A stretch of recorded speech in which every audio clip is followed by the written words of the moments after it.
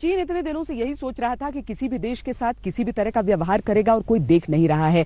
दरअसल Taiwan, Hong Kong, इस तरह के देशों को तो वो किसी तरीके से दबा लेता है। भारत के साथ उसे तगड़ा मुकाबला देखने को मिला। इस सब के बीच अमेरिका ने यह कहा है कि चीन एशिया के बाकी देशों के लिए खतरा है और इसीलिए इस इलाके में यानी एशिया में वो अपने ट्रूप्स में बढ़ोतरी करना चाहता है।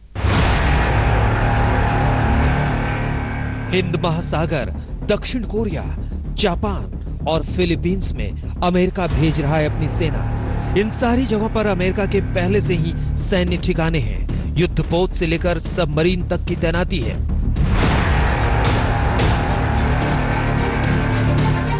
दुनिया के सबसे आधुनिक हथियारों से लैस अमेरिकी सेना आ रही है चीन को सबक सिखाने। भारत कमजोर नहीं है कि वो अमेरिका को न्योता दे।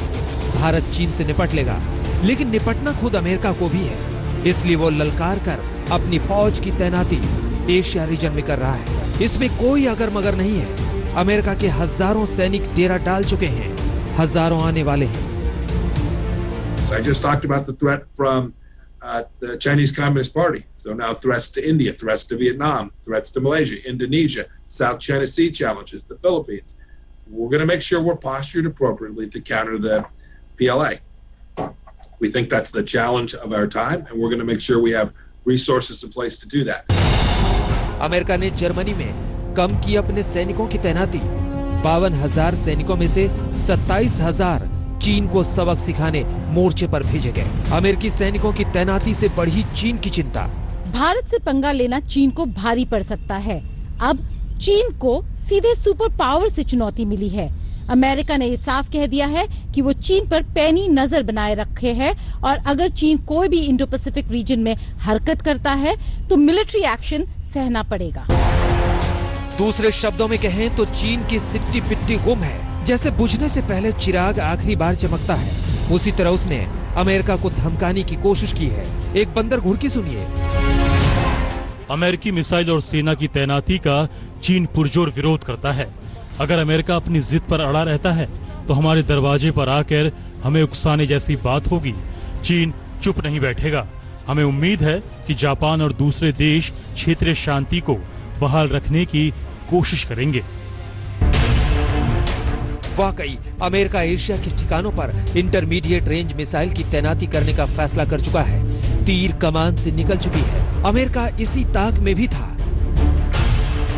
कोरोना की वजह से उसके कब्रगाह कराए हैं। अब चीन की बारी है। कोरोना कांड के बाद चीन चुपचाप बैठ जाता तो उसकी फजीहत के फॉर्मूले तैयार नहीं किए जाते, लेकिन उसे अपनी मिलिट्री की धौंस दिखानी थी। सुपर पावर बनना था। इसी चक्कर में उसने भारत जैसे भरोसेमंद पड़ोसी से भी पंगा लिया, खून बहाया। अब खून के आंसू रोने की बारी उसकी है।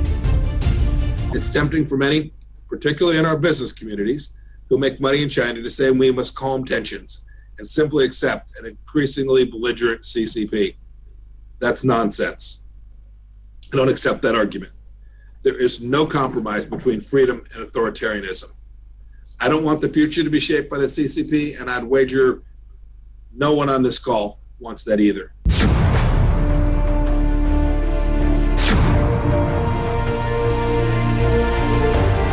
अमेरिका के सेक्रेटरी ऑफ स्टेट ने बिल्कुल दुरुस्त फरमाया। सस्ते सामानों के लालच और मुनाफाखोरी की चाहत में चीन को बेअंदाज नहीं होने दिया जा सकता। एक तो पिछले 2 दशकों में उसने दुनिया में 5 महामारियां बांटी है। दूसरे अपने सारे पड़ोसियों की जमीन हथियाने में लगा है। इस दौरान उसने ताइवान की स्वायत्तता का उल्लंघन करते हुए उसके आसमान में अपने लड़ाकू जेट्स भेजे, वियतनाम को दबोचा, साउथ चाइना सी पर आधिपत्य के लिए बनावटी द्वीप तैयार किए, वहां से होने वाले जापान के कारोबार में अड़ंगा लगाया और रही सही कसर हांगकांग की आजादी पर कुठाराघात कर किया। यकीनन चीन ने भस्मासुर की तरह बर्ताव किया है। सूरज को जितना चढ़ना था चढ़ लिया। अब उसका अस्त होना निश्चित है। अमेरिका ने बिना गोली चलाए भी बहुत कुछ सेट कर दिया है। I also think that the Chinese took away from this that the world is now, this isn't the United States confronting China, that the world is now confronting China.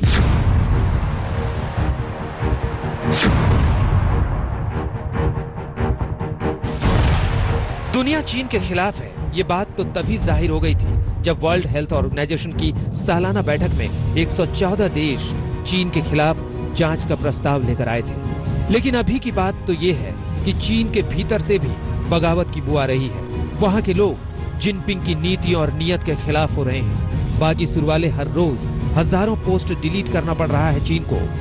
अब जब अमेरिका दबाव बनाएगा तो चीन भीतर से भी दरक सकता है। अमेरिकी फौज के एशिया में तैनाती से चीन पर चौतरफा दबाव बढ़ रहा है। इकोनॉमिकली, डिप्लोमेटिकली अमेरिका और अदर वेस्टर्न कंट्रीज हमें सपोर्ट कर सकती हैं, लेकिन लड़ाई में, चाइना के साथ लड़ाई में कोई हमारे साथ कंधा से कंधा मिला के कुछ नहीं करेगा। ये एक सिर्फ पोस्चरिंग है जो अमेरिका कर रहा है, शायद अपनी इंटरनेशनल ऑडियंस या डोमेस्टिक ऑडियंस के लिए। सबसे बड़ी फोकस जो जरूरी है इस टाइम पे वो है रिकॉनेसेंस एंड इंटेलिजेंस गैदरिंग पे। चाइनीज फोर्सेस जो थोड़ी बहुत डेप्थ में है उनको आइडेंटिफाई करना कि वो अपनी करंट लोकेशन जो भी है वहाँ से कितनी आगे जा रही है और किस तरफ, किस डायरेक्शन में, कहाँ रीइंफोर्स करने के लिए और कहाँ फोर्स प्रोजेक्शन के लिए प्रोग्रेस कर रही है। दरअसल चीन ने सोचा ही नहीं था कि इतने ही दिनों में परिस्थितियां इतनी बदल जाएंगी। वो मुगालते में था कि उसने दुनिया के 130 देशों को कर्जा खिला रखा है कि कोई कुछ नहीं बोलेगा। जिसे बोलना था वो चढ़कर बोले और अब उनका एक्शन भी बस बोलने ही वाला है। लद्दाख में चीन की बढ़ती हिमाकत के बीच भारत चीन को कड़ा जवाब देने की तैयारी में है। इस बीच चीन की विस्तारवादी नीतियों की वजह से वह दुनिया के सभी बड़े देशों के निशाने पर है। अमेरिका ने भी चीन को सीधी टक्कर देने की तैयारी कर ली है। इस बीच भारत ने भी साफ कर दिया है कि राजनयिक और सामरिक मोर्चे पर भारत चीन को हर हाल में जवाब देगा। गीता मोहन के साथ मंजित नेगी, दिल्ली, आज तक। चीन के मन में धीरे धीरे भारत का भय भी बैठ रहा है। शायद धीरे धीरे वो सही रास्ते पर चलने भी लगे, क्योंकि बातचीत के बावजूद जब वो अपने सैनिकों की संख्या बढ़ाता है तो भारत बराबरी में डट खड़ा होता है।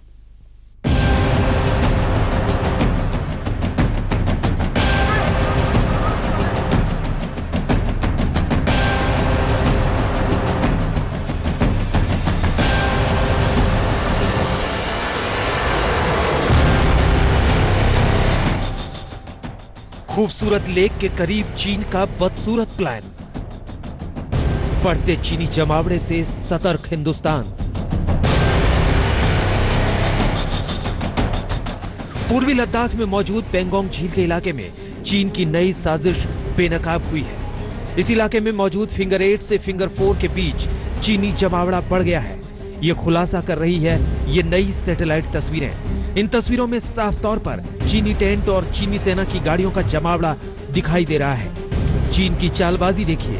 फिंगर 8 से फिंगर 4 के बीच चीन ने 15 मई के बाद कई नए निर्माण किए हैं। ये वो बीच का इलाका है जो इस वक्त आपको नजर आ रहा है। जैसे जैसे हम थोड़ा पीछे जाते हैं आपको इनकी बोट शेड्स भी नजर आएंगी। आप देखिए इन्होंने कच्चे रास्ते बना रखे हैं ताकि इनकी गाड़ियां जा सके। यहाँ पर इनके कुछ टेंट हैं जो इन्होंने यहाँ पे तैयार किए हैं, ये पिंक कलर के।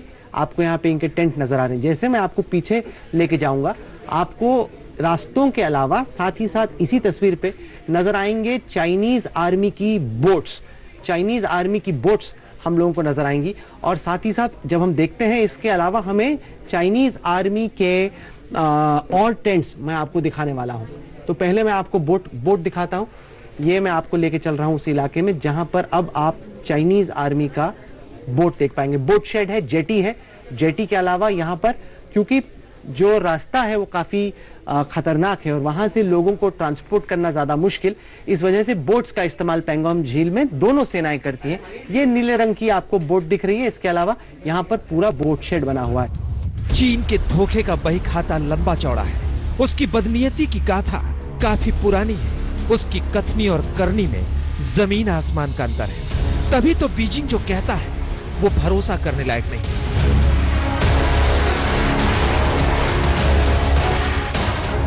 कूटनीति की बिसात पर चीन किसी कायदा कानून को नहीं मानता। वो पावर देखता है, नफा नुकसान देखता है, उसी के हिसाब से वो खुद को ढालता रहता है। 15 जून की झड़प के बाद जब लद्दाख में भारत के लड़ाकू विमान उड़े, सेना ने तेवर दिखाए तो चीन ने बातचीत की चाल चल दी। 22 जून को हुई कमांडर स्तर की बातचीत में चीन ने मान लिया था कि चीनी सेना 5 मई से पूर्व वाली स्थिति में लौट जाएगी। लेकिन हुआ क्या? चीन ने अपनी फितरत नहीं छोड़ी। उसे गलवान वैली में 4 से 6 किलोमीटर पीछे हटना था, लेकिन 4 दिन बीत जाने के बाद भी उसके गिने चुने जवान ही कुछ टेंट और गाड़ियां करीब 1 किलोमीटर पीछे खिसकी। मतलब चीन ने अब तक अपने वादे पर अमल नहीं किया है। 6 जून को जब भारत और चीन के बीच वो पहली बातचीत हुई थी, जो चीन के निमंत्रण पर हुई थी, उसके ठीक 9 दिन बाद गलवान की वो घटना हो गई। इसीलिए भारत इस बार बहुत ध्यान से आगे बढ़ रहा है। भारत ने चीन से साफ कह दिया है कि आप हमें बताइए कि कब तक आपकी सेना जो है वो सारी चीजों को डिसमेंटल करेगी और लाइन ऑफ एक्चुअल कंट्रोल में अपनी तरफ वापस उस जगह पर जाएगी जो 5 मई से पहले की स्थिति कही जा रही है। चीन की तरफ से भले ही बहुत सारे वादे कर दिए जाते हैं, लेकिन भारत उन चीजों पर अव्वल तो यकीन नहीं कर रहा है। दूसरी चीज ये हो रही है कि भारत ने अपनी तैनाती किसी भी तरीके से चीन के किसी भी आश्वासन पर कम नहीं की है, क्योंकि गलवान घाटी को लेकर चीन एक बात करता है और पेंगोंग त्सो में अचानक अपने सैनिकों की तादाद बढ़ा देता है। तो चीन की कथनी और करनी में फर्क को देखते हुए इस बातचीत के नतीजे के सकारात्मक होने के बावजूद भारत कोई भी चांस लेना नहीं चाहता। एक तरफ चीन बातचीत का ढोंग कर रहा है, तो दूसरी ओर वो लद्दाख के दूसरे इलाकों पर भी अपनी गिद्ध नजरें टिकाए हुए है। सूत्रों से मिली जानकारी के मुताबिक चीन की नजर काराकोरम दर्रे पर भी है। साथ ही दौलत बेग ओल्डी और तेपसांग सेक्टर में नया मोर्चा खोलना चाहता है। अब वो भारतीय सेना को पेट्रोलिंग करने से रोकना चाहता है, लेकिन भारत ने भी ठान लिया है कि चीन जो भाषा समझेगा उसी लहजे में समझाया जाएगा। दिल्ली से मंजीत नेगी और लद्दाख से श्वेता सिंह के साथ आज तक ब्यूरो।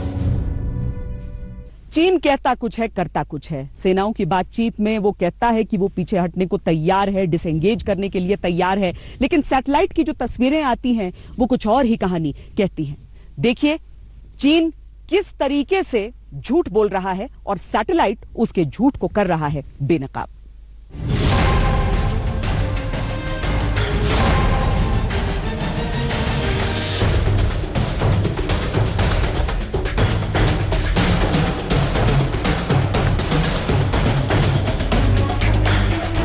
चीन झूठ ना बोले तो उसकी तरकश के सारे दांव पेच खत्म हो जाएं।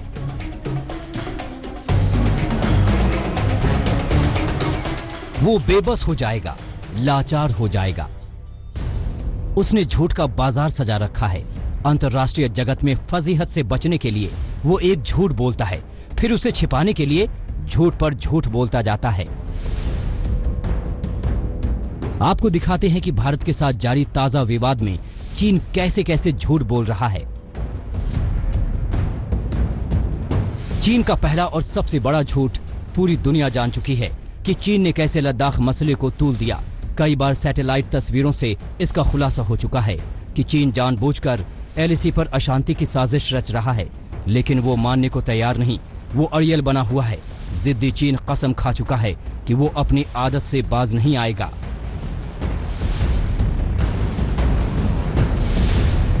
गलवान मामले में चीनी हरकत उसे बेनकाब कर चुकी है, फिर भी वो भारत पर ही आरोप मढ़ने में मशगूल है। चीन का रक्षा मंत्रालय फिर कह रहा है कि 15 जून को भारतीय जवानों ने समझौते का उल्लंघन किया।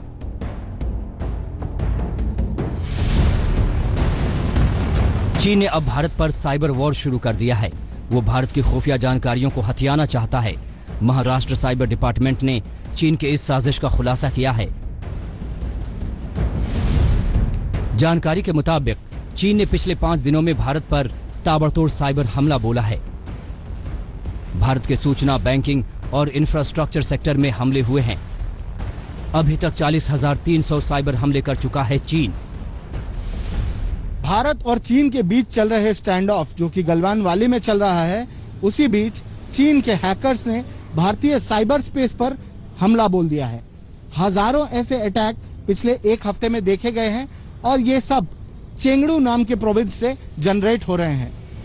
भारतीय साइबर सिक्योरिटी एजेंसीज ने यह दावा किया है कि इसके पीछे पीएलए, पीपल्स लिबरेशन आर्मी भी हो सकती है और खासकर इंफॉर्मेशन इंफ्रास्ट्रक्चर और बैंकिंग सेक्टर को टारगेट किया जा रहा है। इलेक्ट्रॉनिक सामान और गैजेट्स के लिए चीन पर भारत काफी हद तक निर्भर है। ऐसे में चीन के लिए साइबर सेंधमारी मुश्किल नहीं। महाराष्ट्र साइबर डिपार्टमेंट ने ऐसी इंफॉर्मेशन कोलेट की है जिससे ये पता चलता है कि पिछले 4-5 दिनों में एकदम से इंडिया के साइबर स्पेस पे जो रिसोर्सेज हैं, स्पेशली जो कि इंफ्रास्ट्रक्चर सेक्टर में है, जो इंफॉर्मेशन सेक्टर में है और बैंकिंग सेक्टर में है, उसमें एकदम से चाइना के द्वारा साइबर अटैक्स की संख्या में बहुत ज़्यादा तेजी आई है। क्रिटिकल इंफ्रास्ट्रक्चर है भारत के अंदर, टेलीकॉम सेक्टर हुआ, बैंकिंग सेक्टर हुआ या पावर सेक्टर हुआ, चूंकि इनके अंदर बहुत बड़ी डिपेंडेंसी हमारी चाइनीज हार्डवेयर आइटम के ऊपर है, यहाँ पे एक साइबर डिस्ट्रप्शन या साइबर अटैक किया जा सकता है। उदाहरण के लिए टेलीकॉम सेक्टर के अंदर हमारे मोबाइल फ़ोन को अगर छोड़ दिया जाए तो राउटर्स और जो स्विचेस हैं ज़्यादातर सामान जो है चाइना की हुआवी और जेटी कंपनियाँ, जेटी जैसी कंपनियाँ सप्लाई करती हैं। अब आपको दिखाते हैं चीन का एक और झूठ। चीन को अपने फायदे के सिवा कुछ भी नहीं समझ में आता। इसके लिए वो अंतर्राष्ट्रीय साजिश करता है और फिर झूठ बोलता है। जिस वक्त मॉस्को में भारत रूस से हथियारों पर बातचीत कर रहा था, उस समय चीन प्रोपागेंडा रचने में बिजी था। तभी तो झूठे बयान जारी कर दो दोस्तों के बीच रोड़ा बन रहा था। चीन अपील कर रहा था कि रूस भारत को हथियार न बेचे, लेकिन रूस ने उसकी एक ना सुनी। ये तो चीन के झूठ के चंद नमूने हैं।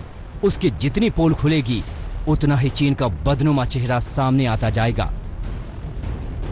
मुंबई से दिव्येश सिंह और दिल्ली से आशुतोष मिश्रा के साथ मंजीत सिंह नेगी, आज तक। अमेरिका की तरफ से सिर्फ इतना खतरा नहीं है, बल्कि अमेरिका ने हांगकांग के मामले का भी संज्ञान लिया है। यह किस तरीके से बन रहा है चीन के लिए परेशानी, देखिए इस रिपोर्ट में।